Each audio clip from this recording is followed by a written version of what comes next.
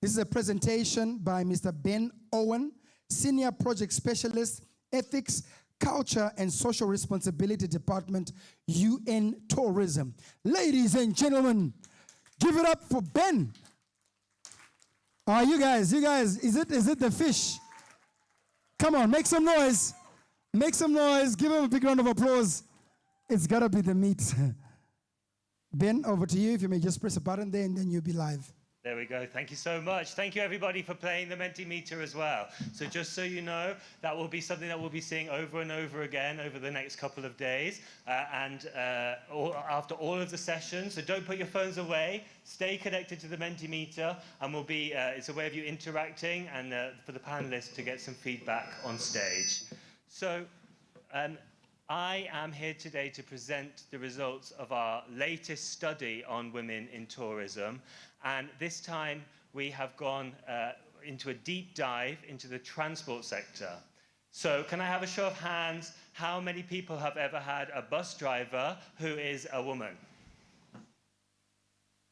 This is good. This is quite a good number, although I'm seeing maybe 10% of hands up in the air. How about anybody who's been on a boat? Have we ever seen a female boat captain?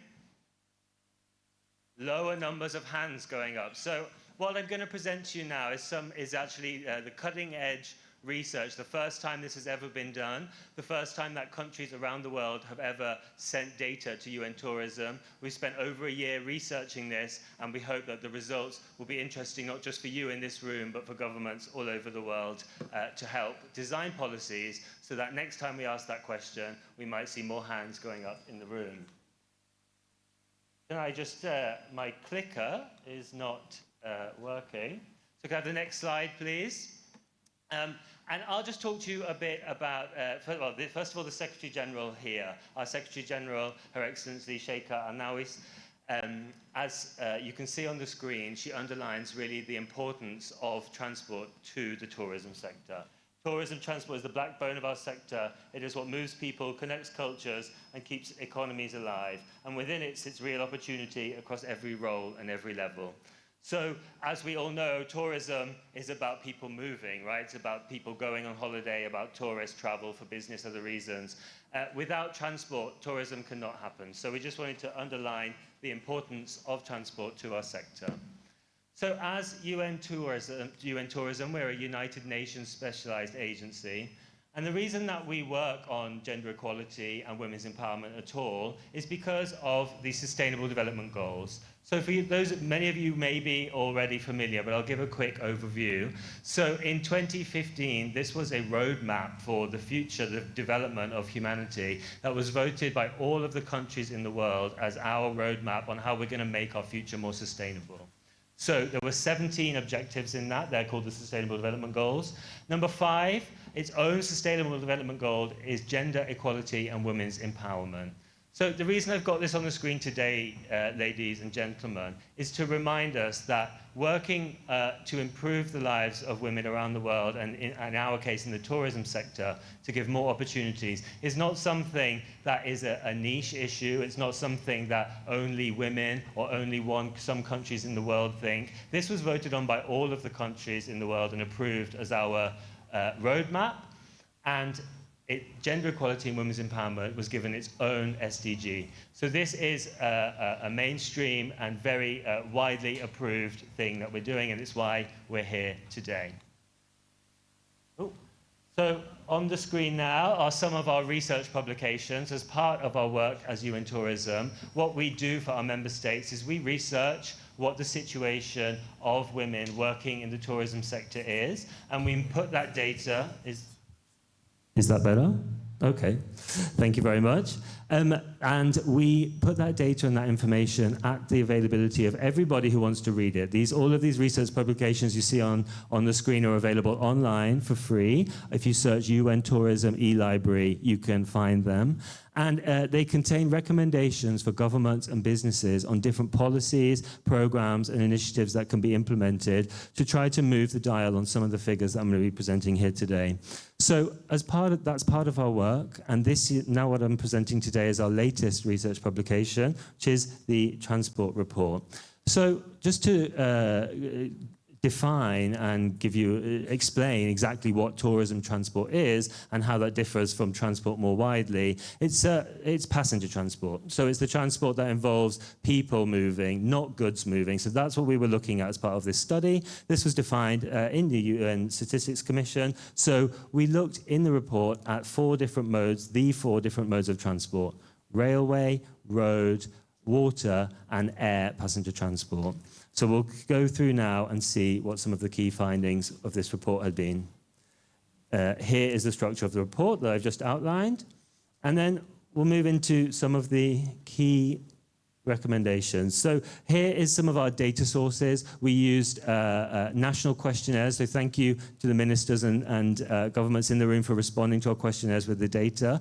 Again, this is the first time that governments have collected and produced this data that is about how many people working in these industries, in what positions they're in, what conditions they have, and that's disaggregated by gender. So we had some of this data before available. Countries were producing this data. But it was just the global number. The big advance that we've been able to do with this report is now we have this data separated out into men and women. So that allows us to see what the situation is and where the gender imbalances lie. So thank you very much to everyone, all of the ministers and countries who responded to the survey. We also used a wide range of secondary data, as you can see on the screen. These are the key trends that we found. Now, the show of hands that we had in the room was an indication of what I'm about to say, but women are hugely underrepresented in all passenger transport industries across all 4 modes, and that's particularly stark in technical roles and in leadership positions. So some of the reasons that the report finds for this is that women face legal barriers still. There are still, as we will see, there are still some laws that prevent women in some countries working in transport, working at night, or transport may be deemed as a dangerous industry that women are not allowed to work in. Cultural barriers also not seen as perhaps traditionally a career option for women.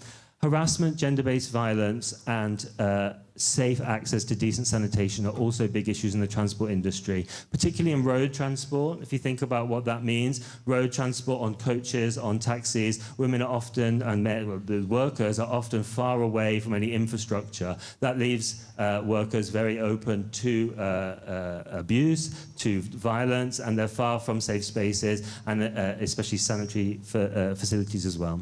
And finally, sex disaggregated data. This is men and women data on women in transport is extremely limited.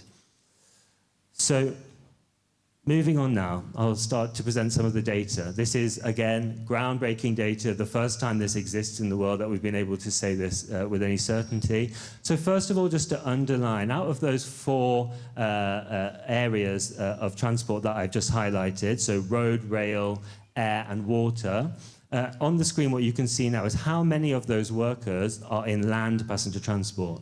The vast majority on road. That's the green dots. So we can see that 96% of all people working in passenger transport are working in road passenger transport. Just 2% in air and water, the orange-blue dots you see there. So as we go through, it's important to bear that in mind because some of the statistics that we'll see about road passenger transport are not that encouraging, and this really gives us an impetus for the policymakers in the front row, to the businesses further in the back, and all of us to do something about it.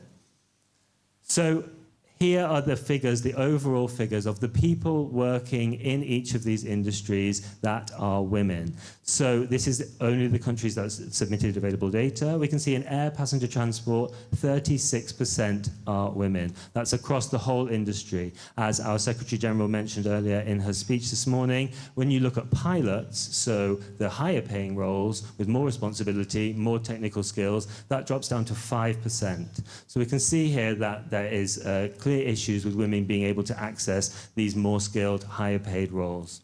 When we look at water transport, that number goes down from 36 to 12%, so even less. So the boat captains, the 1 or 2 of you that had had a ship being steered by a female, you were very lucky to have been in that situation because there are not many around. And then road and rail passenger transport, land here at the bottom. Those were the green dots, remember. That's 96% of all the workers, so only 3% of those people are women. So we'll go into each of the modes quickly now. First of all, we'll look at the different regions in the world. We do see some clear trends. So as you can see, the orange here is air. So air is the highest, got the highest amount of women in all different world regions. Africa here is on the left-hand side, by the way. So you can see that on air and water, water is the blue and land is the green. Africa's doing relatively well in terms of women's representation, but overall, this graph only goes up to 50%, so that's gender equality. So the mark is the top here, and as you can see, the trend across all is that we are far below gender parity in transport employment. Air passenger transport. So Elizabeth, one of the helicopter pilots from the Zambezi helicopter company here in Zimbabwe, was mentioned this morning by our Secretary General. This is the passenger transport industry with the highest percentage of women working at 36%, as I've already said, and the pilots only 5%. So here in Africa, we can see this is around 30%. So that's about on average for the world. It's a little bit underneath. South Asia is across all of these the lowest, has the lowest representation of females. So that's certainly something as UN Tourism will be looking to work with. This is a very interesting slide.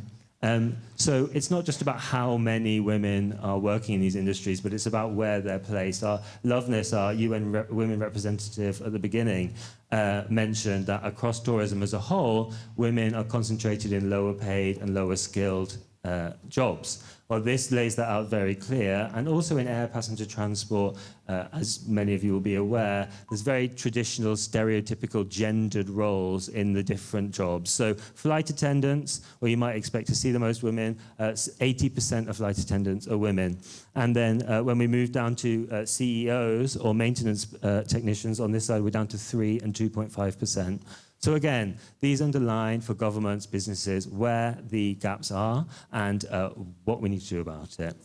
So one of the reasons that we've found as to why air passenger transport is higher than any of the others is actually because something's been done about it, right? So this is good news. This means that we do have the opportunity to make change here. So there are lots of different initiatives that have been implemented, both by governments that have been providing different types of financial incentives, scholarships for women to train as pilots, get into aviation, but also by industry itself. So IATA is the world industry body for aviation. They've had a huge initiative that 150, I believe, airlines have signed up to get 25% of their workforce as women by 2025. That's a big one that's had a big impact. And then women pilots and women working in industry themselves have organized, all across the world we see very strong and visible groups of women working in aviation, encouraging, providing that support, that mentorship that was talked about earlier today, for other women to encourage them to enter careers in aviation. And that has seen an increase, and that is one of the reasons why the industry employs more women, where in the other industries we don't see that, because there hasn't been that collective organization and that policy push from a government level in the other modes. Land passenger transport. So this is our area with the least amount of women working at 3%. So some of the barriers, I will talk a bit here about why, because it is so low, right?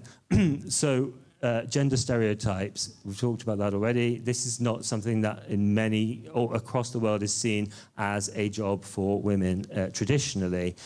STEM education, so that's science, technology, economic, engineering, and maths education. So women as well, statistics show women are not taking up those subjects in as greater numbers as men. Inadequate sanitation facilities. So we're talking about toilets here.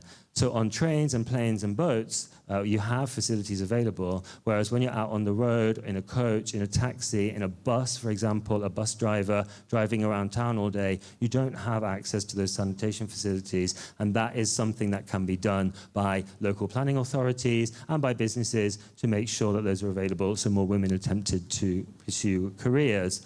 Limited work family provisions, long coach journeys means being away from your family, and there is still, we'll see at the end, a cultural obligation for women to take on the majority of domestic and care work. So until that changes, some of these jobs will not be a reality for many women.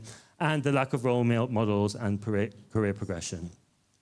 So we'll have the quick regional view over here. Africa is on 3%, so on the global average here. And Europe is moving ahead at 15%. Again, in Europe, we found for a history of policy action to encourage more women to address some of these issues. So this is the good news for everyone. If we take action, we can see progress.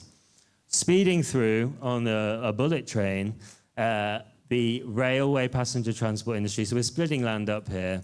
Railway passenger transport is only about 2% of those green dots, but you can see slightly higher percent there. 11% of people working in rail are women. We've got a regional slide. This goes up to 25. Africa topping the bill. This is why we've included this one. So Africa has 25% of women in of people working in rail who are women. And an industry initiative here from Deutsche Bahn. So in Germany, what Deutsche Bahn, which is the biggest rail operator, did was actually offer the government offered them financial incentives to get more women into leadership positions.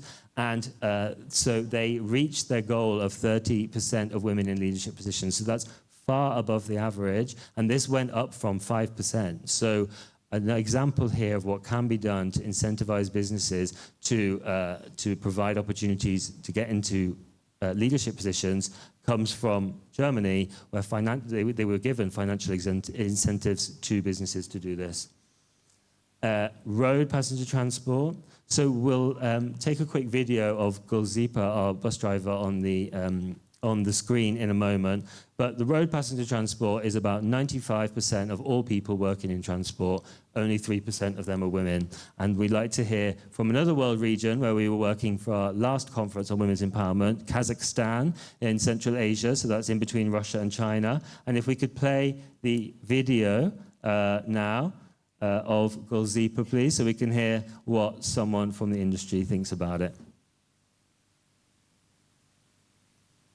В 90-х годах машины останавливались и внимательно смотрели, поражались, как это за рулем девушка. Для них сенсация была. Я считаю, что это не мужская профессия водитель троллейбуса. Конечно, трудностей женщины больше. Женщина сильная, она всегда все успевает делать. На том мы и женщины, наверное. Я как водитель троллейбуса хотела бы, чтобы побольше было женщин за рулем. Не надо бояться. Главное, чтобы было желание. Если есть желание, если есть тяга к этой работе, то все получится у вас. Так же, как у меня. У меня же получилось. So, apologies if you couldn't read that there, everybody, but she started off by saying, women are better drivers, that's what everybody says. Is that something that everybody has heard someone say in the room? Hands. Exactly. That is that she's talking there about one of those gender stereotypes that I was talking about. You know, many people. This is something that we need to fight against, that we need visible role models, and that as UN Tourism, we try to give them a platform to do that. She also talks about the change. So she had been working for nearly 40 years as a bus driver, and she had seen more women, and she'd encouraged more women to get into that. So just a little inspirational video there from Kazakhstan. And I wanted to talk about a policy as well, a very specific initiative. So Uber, we know what Uber is, a taxi app. They, with ITF, who are our partners on this report, the International Transport Workers Federation, a trade union, have introduced a courier charter on safety and health. So these are the core principles here. This is industry committing to introduce measures to increase the safety of all of their employees. This is the type of thing that we need more companies to be doing, and we'll be working to get implemented over the coming years. moving on to water passenger transport. So I'd like a big round of applause for Carol, who's on the screen. She's from Wild Horizons Riverboat Cruises here on the Zambezi. We'll be meeting her later in the week. So she is one of the few women captains of boats, 12% in total. And of all the industries, Carol works on a ferry on the river, but the cruise ship industry does have the highest proportion of women working. And again, this has been due to industry action to encourage more women to apply and offer career options. The regional overview, Africa doing very well, the second of all the regions there on the left, 20%, so that's above the global average. So just to wrap up what the key challenges are, I'm coming to the end of the presentation now. The key challenges, some of them is education, so providing that training, especially in the technical roles for engineers in airports, on trains, encouraging more women to go into science, technology, engineering and maths education. Sanitation facilities, very important to make sure that they're available for workers. And here, the statistic on the amount of time, more time that women spend doing free work at home, domestic and care work, than men. So that is 3 times in sub-Saharan Africa, 3 times more time that women are spending. I don't need to, I'm looking at faces that tell me, you don't need to tell me this, but I do want to look at all the men in the room specifically and to say, this is one thing that we can all do, a small action in our everyday lives. We don't need a huge policy for this. We don't need industry action. We need to get home and help out a bit more at home so that that's equal, to give women more time to be able to pursue careers and education and get into. So looking specifically at the front row where many of the men are concentrated. This is something we can do tonight and when we get home. These are some of the legal barriers. As I mentioned, in many countries it's illegal for women to work in transport industries. They're deemed dangerous. It's illegal to work at night. This is something we call on all governments to repeal these laws to give women equal access to employment. And here, gender-based violence, as a UN agency, we stand firm in wanting the elimination of all violence against women and girls, and especially in the transport industry, this is quite prevalent, and so we need industry and governments to act to make a difference. Our next steps, we will be implementing these recommendations with our member states and with businesses. We're about to publish this report. It will be available online for all of you to read on our e-library. And then some of our recommendations here will be engaging directly with some of our colleagues on the front row, I hope, and governments around the world to implement some of these policies. So, Tatenda, thank you very much, everybody, for your attention, and I'll pass over now to the next segment. Thank you.